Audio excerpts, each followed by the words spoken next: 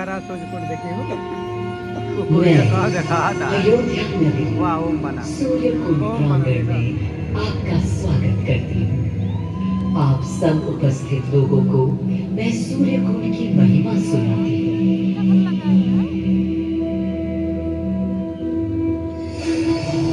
भारत की मिट्टी अनेकों दिव्य आत्माओं की जन्मस्थली है, पर आज मैं आपको कथा सुनाऊंगी भगवान विष्णु के उस अवतार की जिनके अवतरण से मैं पावन हो गई सदा सदा के लिए। मां कौशल्या की गोद में जन्म लिया मर्यादा पुरुषोत्तम श्री राम ने अधर्म के नाश के लिए, धर्म की विजय के लिए।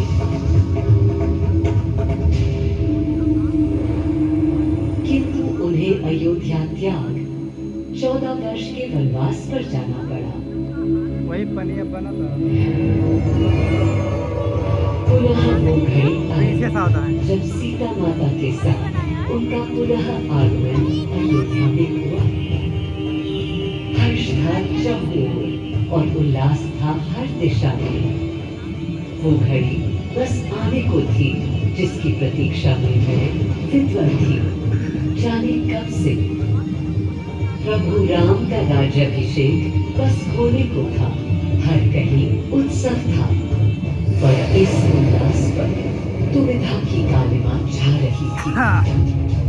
श्री राम प्रसन्न नहीं थे, राज्याभिषेक का कोई उत्साह उनके चेहरे पर नहीं था, उन्हें राज्य का लोभ नहीं था, सिर्फ अपनी प्रजा की चिंता थी।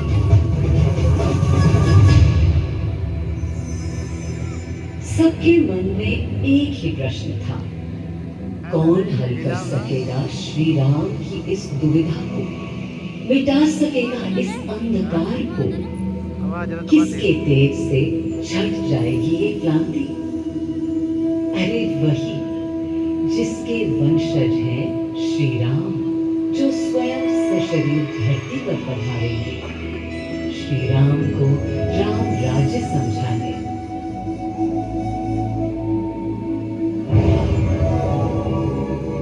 ये गाथा उस शक्ति पुंज की है जो पृथ्वी पर जीवन और सृष्टि का केंद्र था, है और रहेगा।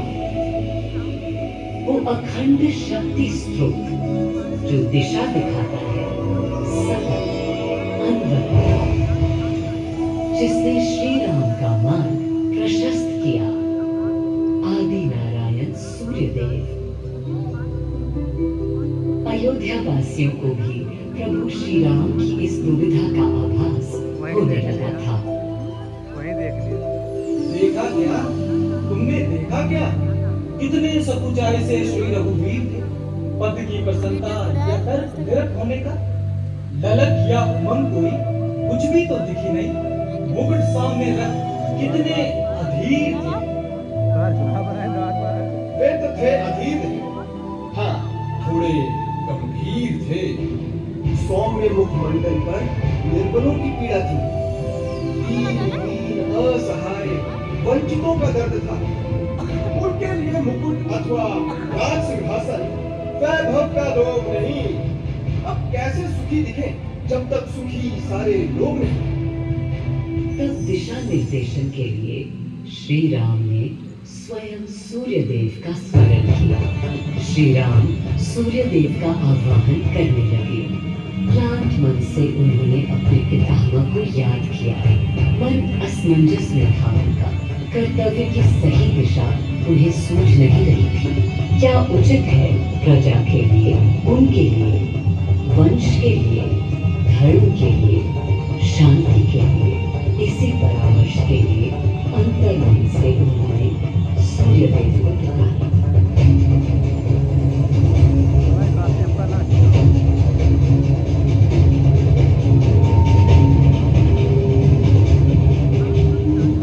मैं अयोध्या पवित्र से पवित्रतम हो गई हूँ।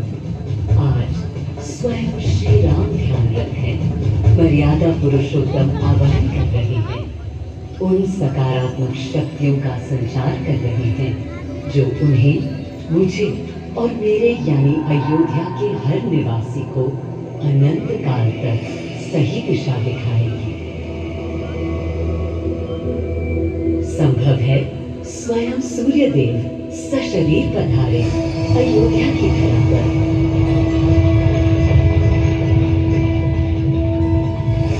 और देखो, श्री सूर्यदेव आने को हैं।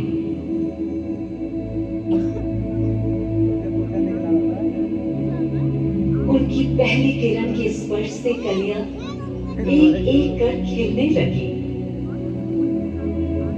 जीवन की कांति हर ओर धीरे धीरे फैलने लगी। बंद कर दिया।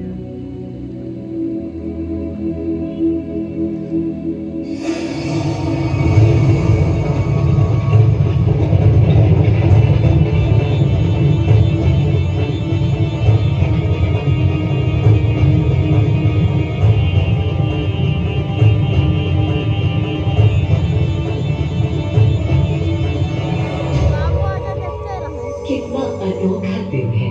स्वयं सशरीर अपने अलौकिक स्वरूप में पधारे हैं श्री सूर्यदेव नारायण और उनके अधीर मन के संशय मिटाने को।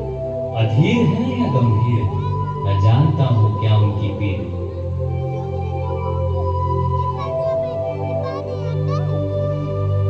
माँ कौशल्या को प्रणाम। कहाँ है राम? अरे भूलेंगे बात कि कौन बड़ा है। आ गया हो तो आपके चरण छूए। अरे नहीं नहीं, ये क्या करते हैं आदि पुरुष? ऐसा अनुग्रह सर्वथा अनुचित है। राम वंशज हैं आपके, क्यों पाप का भागीदारी बनाते हैं पितामह? पितामह पितामह होंगे हम ब्रह्मलोक, अब धरती पर जनलोक में आ गए। सूर्यदेव के आगमन पर माँ कौशल्या उन्हें मिली और विनती की कि हे देव, मेरे पुत्र की दुविधा दूर करें, उन्हें राह दिखाएं ताकि अयोध्या का, पूरे भारत का भविष्य निर्धारित हो सके। आपकी जब पहली किरणें आती हैं तब उच्चारण होता है, चिड़ियां गाती हैं, लेकिन इन दिनों कितनी उदास है। कारण है उनके राम की एकाग्र साधना और सुदीर्घ उपवास। सिंहासन की ओर चरण धरना नहीं चाहते, धारण नहीं करना चाहते हैं मुकुट। कोई बात नहीं, राज्य अभिषेक के बाद राज्य जो भी चला, राम राज उसका ही तो कहलाएगा। मैं आ चुका हूं तपस्वी राम। मनस्वी राम, अपने नेत्र खोलो।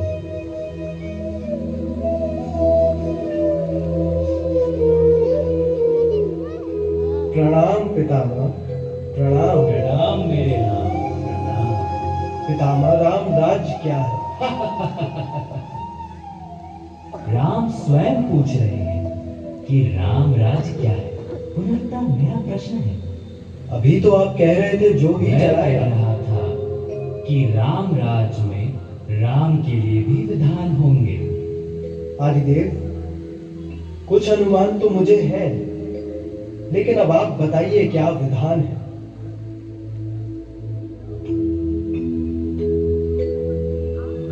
राम राज आश्रय कल्याण है, निर्बलतम मानव का त्राण। भय हो न भीति, मुख्य राम राजनीति जन जन की प्रीति हो। लोक संरक्षण हो, सत का आभास हो, परमानंद प्राप्ति हेतु मंगल उद्भास हो। प्रेम परम तत्व हो, सब में समत्व हो। दैहिक दैविक या भौतिक संतापों की औषधि अचूक राम बाण है। राम राज्य आशय कल्याण है, निर्बलतम मानव का त्राण है।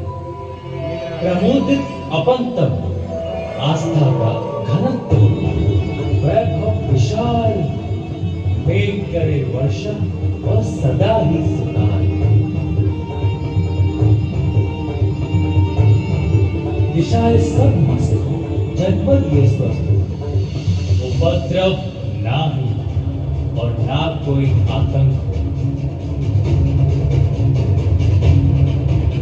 कोई नहीं रंग हो, सुख भी सुख निशान, प्रेम योग धर्म मूल प्राण, राम राज नाशे कल्याण।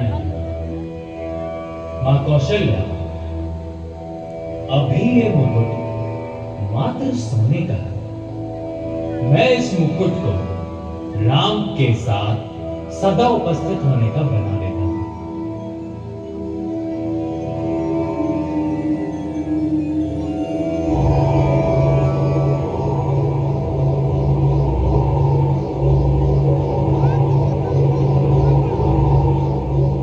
स्वयं सूर्यदेव ने मेरी यानी अयोध्या की धरती पर श्री राम को राम राज्य का वर्णन सुनाया, उसका आधार रखा और उनके मुकुट को अपनी रश्मियों से आशीर्वाद दिया। श्री राम के नेतृत्व में हर ओर खुशहाली, प्रेम, शांति और संयम फैला। हर ओर रोशनी, प्रकाश और जीवन का संगीत गूंजने लगा। राम राज्य का पथ दर्शाकर चल दिए सूर्यदेव पुनः अपने लोग, ताकि अनंत काल तक अयोध्या ही नहीं पूरा विश्व उस शक्ति का संचार अनुभव कर सके। हर दिशा खिल उठी श्री राम के राम राज्य से। सूर्यदेव के स्पर्श से पावन हुई मेरी धरती, पर जहां उनका रथ रुका था वहां स्वयं यह कुंड बन गया। समय बदला, मेरा और इस कुंड का स्वरूप भी बदलता गया। स्कंद पुराण के अनुसार यह स्थल घोषार्क तीर्थ के नाम से भी जाना जाता है। जब प्रतापी राजा घोष यहाँ आए और उन्होंने ऋषियों को यहाँ स्नान करते देखा तो स्वयं भी किया, जिसके बाद उनका शरीर दिव्य, निरोगी और अलौकिक हो गया। और इसी कुंड के जल से उनकी काया भी कांतिमय हो गई। यहाँ की गई उनकी घोर तपस्या का तेज आज भी अनुभव किया जा सकता है। दिन बीते, साल बीते और फिर अनेकों सदियों के बाद राजा दर्शन से यहाँ आए। यही तपस्या करने के बाद उन्होंने यहाँ सूर्य मंदिर, कुंड और चारों ओर घाट का निर्माण कराया, जिससे यहाँ की प्रजा भी इस अलौकिक कुंड का लाभ उठा सके। सूर्यदेव के महत्व से मैं अयोध्या और तेजमय हो गई, और इसका प्रमाण इस सूर्य कुंड और समीप स्थित गरिमा में सूर्य मंदिर से स्थापित हो जाता है।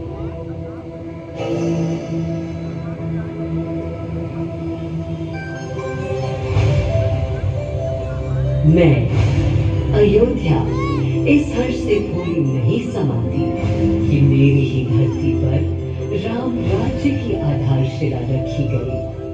आज भी अयोध्या एकता, आस्था और शांति के लिए उदाहरण बनी हुई है।